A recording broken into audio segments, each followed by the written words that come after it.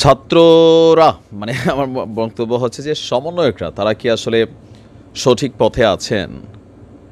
July August বিপ্লবের পর বাংলাদেশ যেই দিকে যাওয়ার কথা সেই দিকে কতটুকু এগোচ্ছে এ নিয়ে নানান সমালোচনা আছে। আর গতকালকে যে দৃশ্যপট আমরা দেখেছি সেটা নিয়েও নানান ধরনের বিতর্ক কিন্তু আছে। খামেনি নামক একজন ব্যক্তি তিনি বলছিলেন যে এই গণ অধিকার পরিষদের ফারুকের এই ধোলাইয়ের পিছনে এখানে সার্জিস আলমের একটা ইশারা ইঙ্গিত আছে। অপরদিকে বৈষম্য বিরোধীর যে কমিটিগুলো হচ্ছে বিভিন্ন জায়গায় বিভাজিত আছে।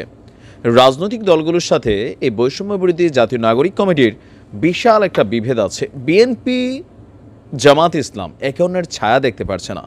জাতীয় পার্টি আছে মাইনকার চিপায়, বিপিনের দলও এখনও হুমকির মুখে। নতুন একটা দলের আবির্ভাবের আলোচনা চলছে। ঘাপটি মেরে আছে আওয়ামী লীগ, দৃশ্যপট দেখছে যে দেখো আগেই তো ভালো ছিলাম। নানান ধরনের এই যে অবস্থান, সেই অবস্থান থেকে প্রশ্ন হচ্ছে যে এই বৈষম্য বিরোধী আন্দোলনের যে গতিপথ বা এটা যে নির্দিষ্ট কাঙ্ক্ষিত লক্ষ্যে পৌঁছানোর কথা, এটা কি সেখানে পৌঁছাবে? দর্শক, আমরা দেখলাম যে আজকেও আমাদের ছাত্ররা তারা একটা ঘোষণাপত্র দিয়েছে নতুন করে। প্রোক্লেমেশন অফ জুলাইয়ের বিপরীতে তারা নতুন করে এখন যেটা দিচ্ছে সেটা হচ্ছে যে সরকার বলেছে যে আগামী 15 তারিখের দিকে 15ই জানুয়ারি এই প্রোক্লেমেশন অফ জুলাই তারা ঘোষণা করবে কিভাবে জাতীয় ঐকমত্য বা রাজনৈতিক দলগুলোর সাথে সার্বিক আলোচনা করে তারা এটা ঘোষণা করবে। কিন্তু অলরেডি আজকে 4 তারিখ, ছাত্রদের মনে আবার এই সরকারের অ্যাক্টিভিটিস নিয়ে সন্দেহ তৈরি হয়েছে। প্রথম আলো করা রিপোর্টটি বলছে যে আপনার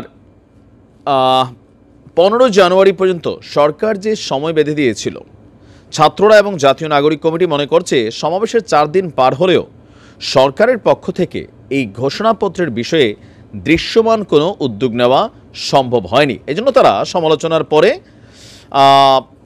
6 থেকে 11 জানুয়ারি পর্যন্ত আপনার ঘোষণাপত্র সপ্তাহ হিসাবে একটা নতুন কার্যক্রম ঘোষণা দিয়েছেন। এখন একটা কার্যক্রম তো লাগবে, কার্যক্রম নাই, ইস্যু নাই, তো ছাত্রনেতারা সামনে কিভাবে আসবে, গণমাধ্যমে কিভাবে তারা ভূমিকা রাখবে, ফোকাস পয়েন্টটি কিভাবে থাকবে, সো কিছু ইস্যু তো লাগবে। গতকালকে দুপুরে রাজধানীর বাংলা মোটরে বৈষম্য বিরোধী ছাত্র আন্দোলনের কেন্দ্রীয় কার্যালয়ে যৌথ সংবাদ সম্মেলন করে এই কর্মসূচির কথা জানিয়েছেন জাতীয় নাগরিক কমিটি এবং বৈষম্য বিরোধী ছাত্র আন্দোলনের নেতারা। আগামী কয়েকদিনের মধ্যে ঘোষণাপত্রের বিষয়ে সরকারের দৃশ্যমান কার্যকর উদ্যোগ না নিলে কঠোর কর্মসূচির হুমকি দিয়েছেন তারা। প্রশ্ন হচ্ছে তাদের এই হুমকি সরকারের জন্য কতটুকু বিপজ্জনক হতে পারে। কেউ বলছেন যে বিএনপি যদি সরকারের উপর হাত রাখে আর জামাত যদি হাত রাখে, জামাত না রাখলেও চলবে আপাতত, বাট বিএনপি যদি হাত রাখে দেন ছাত্ররা এই সরকারের কোনো রকম কোনো ক্ষতি করতে পারবে না। আচ্ছা, বৈষম্য বিরোধী ছাত্র আন্দোলনের আহ্বায়ক হাসনাত বলছেন 31শে ডিসেম্বর মার্চ ফর ইউনিটি থেকে 15ই জানুয়ারির মধ্যে ঘোষণাপত্র ঘোষণা করার জন্য আমরা সরকারের কাছে দাবি জানিয়েছি। সরকার সবার অংশগ্রহণের ভিত্তিতে জুলাই বিপ্লবের ঘোষণাপত্র ঘোষণা করবে বলে জানিয়েছে। কিন্তু ঘোষণাপত্রের ব্যাপারে সরকার এখনো দৃশ্যমান কোনো উদ্যোগ নেয়নি। কখনো তারা বলছেন জুলাই বিপ্লব, আবার কখনো বলছেন জুলাই গণ অভ্যুত্থান বা জুলাই অভ্যুত্থানের শব্দগুলোর মধ্যে বিস্তর ফারাক আছে। এ নিয়েও যারা কনসার্ন করেন এই শব্দগত ইস্যুতে তারাও কিন্তু বিষয়টাকে দেখছেন যে সরকার বলছে জুলাইয়ের জুলাই অভ্যুত্থানের ঘোষণাপত্র। আচ্ছা, তো অন্তর্বর্তী সরকারের প্রতি আহ্বান জানিয়ে হাসনাত বলছেন ঘোষণাপত্রের ব্যাপারে সরকার কার্যকর উদ্যোগ নিলে এ ব্যাপারে নিজেদের মতামত জানাতে বৈষম্য বিরোধী ছাত্র আন্দোলন জাতীয় নাগরিক কমিটি প্রস্তুত আছে। আর আমরা যে ঘোষণাপত্রের খসড়া তৈরি করছি, সরকার আহ্বান করলে আমরা সেটিও দেখাতে প্রস্তুত আছি। তো 6 থেকে 11 জানুয়ারি তারা কি করবে, সারা দেশে মানুষের কাছে লিফলেট বিতরণ, সমাবেশ, বিভিন্ন মাত্রার জনসংযোগ করা হবে।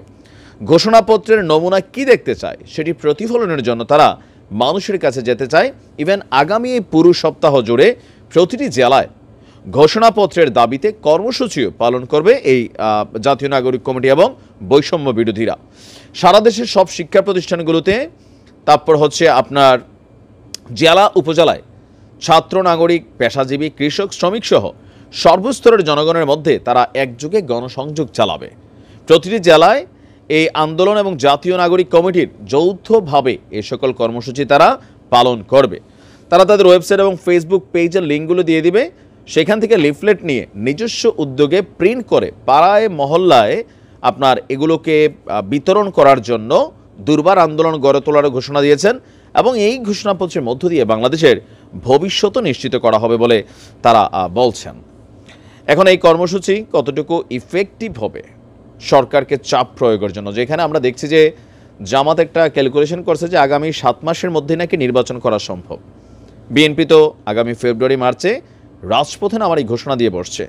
ইভেন এই যে বিভাজিত অবস্থা সকলের মধ্যে, এটা একটা বার্তা তো দিচ্ছে যে কোথাও না কোথাও ক্ষমতাকে কেন্দ্র করে এখন একদল ক্ষমতায় আছেন অলরেডি, আবার সেটা যেভাবেই হোক তারা ক্ষমতার যে সঙ্গ সেটাকে তারা উপভোগ করছেন। এটা একটা আলাদা জিনিস, এই চেয়ারটা আসলে এটা ছাড়া বড় কষ্টকর হয়ে যায়। আর বাকিরা ভবিষ্যতে ক্ষমতায় যাওয়ার জন্য তারা তাড়াহুড়ো করছেন। সব কিছু মিলিয়ে কেউ কেউ বলছেন যে দিন শেষে আসলে এই আন্দোলনটাই না বেহাত হয়ে যায়। আবার কেউ কেউ বলছেন যে না, ছাত্রদের টোটালি অধিকার আছে, তাদের নেতৃত্ব তো ভাই হয়েছে। বিএনপি জামাত এত বছর কী করতে পারছে? কোনো কিছুই করতে পারে নাই। ছাত্রদের মাধ্যমে বিষয়টা কানেক্ট হয়েছে। আবার বিএনপির একজন ঊর্ধ্বতন নেতা বলছেন তোমরা কোটা আন্দোলন নিয়ে নামছিলা, এরপর এটার এক দফা পতনে আমরা করছি, বেশি চিল্লাইও না। মানে নানান ধরনের বক্তব্য কিন্তু পাল্টা কাউন্টার শুরু হচ্ছে। এখন দেখা যাক ছাত্রদের কর্মসূচি কতটা সফল হয় আর কি হয়। ভালো থাকুন।